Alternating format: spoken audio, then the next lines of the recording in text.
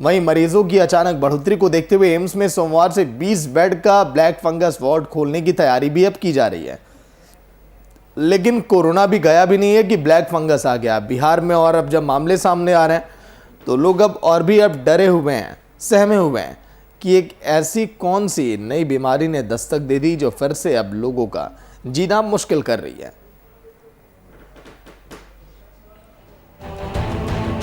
लेकिन black fungus के लक्षण क्या, वो भी आप समझिए ग्राफिक्स के जरिए। चेहरे पर एक तरफ से सूजन आना, सिर दर्द होना, नाक बंद होना, ये ब्लैक फंगस के लक्षण हैं। उल्टी आना, बुखार आना, ये भी वो तमाम चीजें हैं। और देखिए सीने में भी दर्द होना ब्लैक फंगस के ही लक्षण में आता है। कंस्ट्रक्शन और डस्ट वाले एरिया से आप दूर रहें। आंखों पर चश्मा आप लगाकर आप रहिए। लक्षण मिलने पर तत्काल आप डॉक्टर से आप मिलें, सलाह आप लें, दवाएं आप चलाएं। ऐसा इसीलिए कहा जा रहा है, कई लोगों से यह भी कहा जा रहा है कि एग्रीकल्चर यानी कि आप खेतों में आप मत जाइए इस दौरान। अगर आप पेड़ पत्तियों पौधों को आप छू रहे हैं जिनमें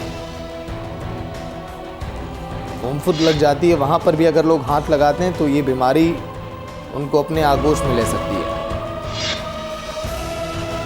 सीने में दर्द, ब्लैक फंगस के तमाम लक्षण जो हम आपको दिखा रहे हैं।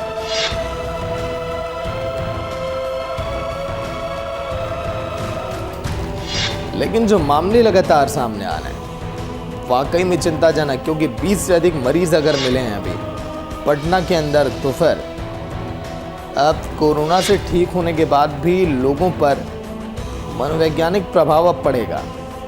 मानसिक लोग परेशान होंगे कि आखिर मैं रिकवर तो कर लिया खुद को, कहीं ये बीमारी मुझे अपनी चपेट में ना ले ले।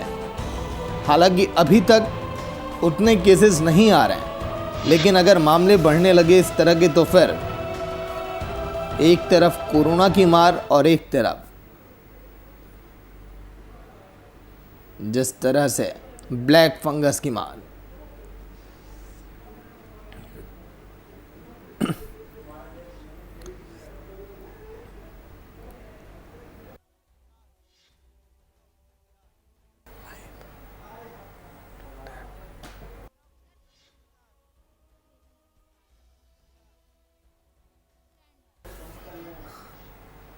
डॉक्टर चैतन्य प्रकाश मेडिकल ऑफिसर बिहार से लाइव जुड़ गए हैं। डॉक्टर चैतन्य जी, स्वागत है वीआईपी न्यूज में आपका। डॉक्टर चैतन्य, जो लगातार मामले देखे जा रहे हैं ब्लैक फंगस के, लगभग 20 से अधिक मामले सामने आ चुके हैं बिहार में।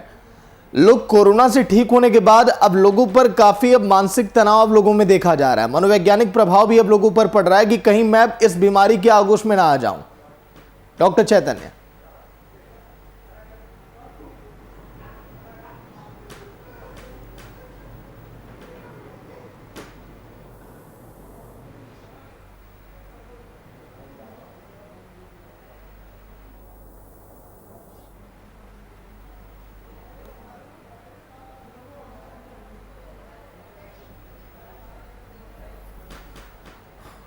तो फिर से जुड़ने की कोशिश करेंगे डॉक्टर चैतन्य से। जिस तरह से कोरोना गया नहीं और ब्लैक फंगस और की काली मौत बनकर लोगों पर टूट पड़ी है, कई जगहों पर लोगों की मौतें भी हो रही हैं।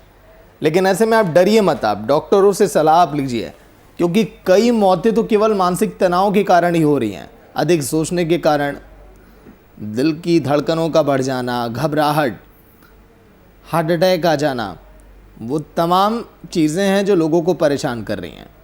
ये बीमारी कैसे हो रही है ये भी आप सुनिए। ब्लैक फंगस फंफूस से होने वाली एक बीमारी है। ज़्यादातर सांस के ज़रिए शरीर में पहुंचता है। ये फंफूर वातावरण में कहीं भी पनप सकता है। अगर शरीर में किसी तरह का घाव है तो वहाँ से भी ये फैल सकता है। ब्लैक फंगस एक ऐसी बीमारी,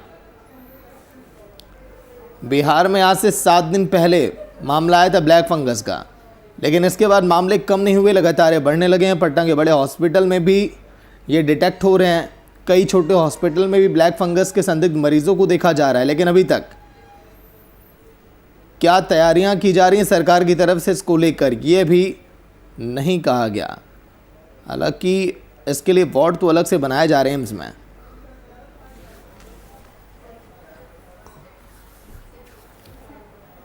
डॉक्टर चैतन्य प्रकाश, मेडिकल ऑफिसर, एक बार फिर से लाइव में जुड़ गए। डॉक्टर चैतन्य, स्वागत है आपका वीआईपी न्यूज में। डॉक्टर चैतन्य, ब्लैक फंगस एक ऐसी बीमारी जो 7 दिन पहले पहला मामला आया था बिहार के अंदर, लेकिन ये आंकड़े कम नहीं हो रहे, लगातार बढ़ते चले जा रहे हैं। मानसिक तनाव लोगों के जहन में देखा जा रहा है, लेकिन एक सुझाव, एक सलाह लोगों को क्या दी जाए कि लोग डरे नहीं, लोग तुरंत डॉक्टरों की सलाह लें, क्या करना चाहिए? Doctor Chaitanya ji, good afternoon सबको। ये जो आजकल जो फंगल म्यूकोरमाइकोसिस का चर्चा चल रहा है और केसेस भी आ रहे हैं, पटना में भी हमें देखने को मिला है। इनमें सबसे बड़ी बात ये है कि जनरली ये देखा जा रहा है कि जो कोविड नेगेटिव हो जा रहे हैं उनमें भी देखा जा रहा है। होता क्या है कि जब कोविड की ट्रीटमेंट चलती है तो उस दौरान जो है बहुत सारे स्टेरॉइड्स भी चलते हैं, एंटीबायोटिक्स भी चलते हैं। और होता क्या है कि जो खासकर जिनका पहले से इम्यूनिटी कमज़ोर हो, जैसे मान लीजिए वो डायबिटिक हैं, तो उस केस में क्या होता है कि इन दवाओं से, स्टेरॉइड से होता यह है कि इम्यूनिटी और ज़्यादा वीक हो जाता है। और उस केस में इस फंगस को मौका मिल जाता है और भी ज़्यादा ग्रो करने का। ये फंगस इन्वायरमेंट में हर जगह है, ये हवा में भी है और मिट्टी में भी है। ज़्यादातर ये मिट्टी में ही पाया जाता है और हम इसके स्पोर्स को लगातार, हम लोग जनरली भी हमारे मुंह में आता है, और चूंकि हमारी इम्यूनिटी अच्छी होती है इसलिए कुछ नहीं होता है हमें।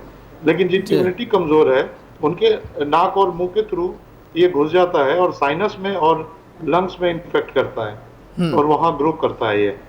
तो उस केस में हमें ये चाहिए कि जो बेसिक है कि ड्यूरिंग एक हमने कुछ गाइडलाइंस बनाया है, उसमें सबसे पहले तो हम सिम्टम जान लें। सिम्टम्स आते हैं कि या तो एक साइड चेहरे में स्वेटिंग हो जाएगी, या ब्लड विजन होने लगेगा, डबल विजन होने लगेगा, हेडेक होगा, नेजल और साइनस कंजेशन भी हो सकता है। और सबसे बड़ी बात है कि हो सकता है कभी कभी ब्लैक लीजन दिखता है हमें नेजल ब्रिज पे या फिर upper side of inside of mouth में। तो और वो बढ़ते ही जाता है धीरे धीरे। अगर लंग्स ज्यादा इन्फेक्टेड है तो फिर फीवर भी दिखेगा, कफ भी रहेगा, चेस्ट पेन रहेगा, शॉर्टनेस ऑफ ब्रेथ भी रहेगा। तो इन सब केस में हमें शक होता है कि लेकिन डॉक्टर चैतन्य, लोग ये सोच रहे हैं कि क्या ब्लैक फंगस होने के बाद हमारा इलाज बड़े आसानी से हो पाएगा? क्योंकि तमाम डॉक्टर्स ये कह रहे हैं कि इसमें इंजेक्शन बड़ी कारगर है, टैबलेट की अपेक्षा इंजेक्शन बहुत अधिक असरदार है इस बीमारी में। क्या लोग बड़े आसानी से ब्लैक फंगस से लोग रिकवर करेंगे? और इसके मेन लक्षण क्या है? ये कहां से लोगों में फैल रहा है? कैसे लोग इससे बचें? देखिए, जनरली जैसे मैंने बताया कि ये सॉइल में भी मिलता है, एयर में भी मिलता है। और जो कोविड पेशेंट नेगेटिव भी हो गए तो सॉइल के कारण भी उन्हें हो सकता है, मान लीजिए जमीन के थ्रू, चूंकि उनकी इम्यूनिटी वीक है। तो जब भी स्पोर फंगस के उनके मुंह के थ्रू अंदर जाएंगे तो वो बढ़ेंगे, वो इन्फेक्ट करेंगे। कभी कभी जनरली ये भी हमें देखा गया है कि जो ऑक्सीजन थेरेपी चलता है, तो जो हम लोग ह्यूमिडिफायर यूज करते हैं, ह्यूमिडिफायर के थ्रू भी फंगस जो है वो अंदर आ रहा है। चूंकि मे बी जो स्टेराइल वाटर क्लीन नहीं हो जो यूज करते हैं हम लोग ह्यूमिडिफायर में, उसके कारण भी ये फंगस आता है during treatment, during Covid treatment जब हम ऑक्सीजनेशन करते हैं। तो ये देखा जाता है, ये सब चीज देखा जाता है। और प्लस ये है कि हमें जो बेसिक गाइडलाइंस हमने अपनाई है वो ये है कि हमें ब्लड शुगर कंट्रोल करना है कोविड के दौरान, चाहे स्टेरॉइड के हेल्प, चाहे स्टेरॉइड चल रहा हो या स्टेरॉइड नहीं चल रहा हो, दोनों केसेस में हमें कंट्रोल करना है ब्लड शुगर। दूसरा कि अगर हम स्टेरॉइड यूज करना भी पड़ रहा है तो उसे हमें जुडिशियसली यूज करना है, उसका करेक्ट डोज देना है, करेक्ट ड्यूरेशन पे देना है। और तीसरा चीज है कि अगर एंटी फंगल भी हम लोग यूज कर रहे हैं तो वो भी बहुत ज्यादा यूज नहीं करना, उसको भी जुडिशियली यूज करना है, ताकि इम्यूनिटी हमारा वीक नहीं पड़े, ताकि इस फंगस को मौका नहीं मिले। और मेन चीज ये है कि हमें जब भी ह्यूमिडिफायर में ऑक्सीजन थेरेपी के दौरान ह्यूमिडिफायर जो हम यूज करते हैं उसको हमेशा क्लीन स्टेराइल वाटर यूज करें तो ज्यादा अच्छा है, या डिस्टिल्ड वाटर यूज करें तो ज्यादा अच्छा है। और पूरा भर के नहीं रखे ऑक्सीजन वाले टैंक को, पानी वाले को, ह्यूमिडिफायर को, उसको भी 10 मीटर बिलो ही रखे हम लोग। चलिए, ये बेसिक है। और मिट्टी में न जाए, गंदे में न जाए, हाथ मास्क पहन। बिल्कुल डॉक्टर चैतन्य, तमाम सावधानियां जो आपने बताया लोगों को, जिसका आपने जिक्र किया, लोगों को बरतनी चाहिए और लोगों को घबराना नहीं। यहाँ पर ब्लैक फंगस है जिस तरह से डॉक्टर चैतन्य ने बताया। बहुत बहुत शुक्रिया डॉक्टर चैतन्य बातचीत के लिए वीआईपी न्यूज में। तो ब्लैक फंगस से कैसे बचें, ये एक्सपर्ट की राय भी आप सुन रहे हैं, डॉक्टरों से भी आपने जाना।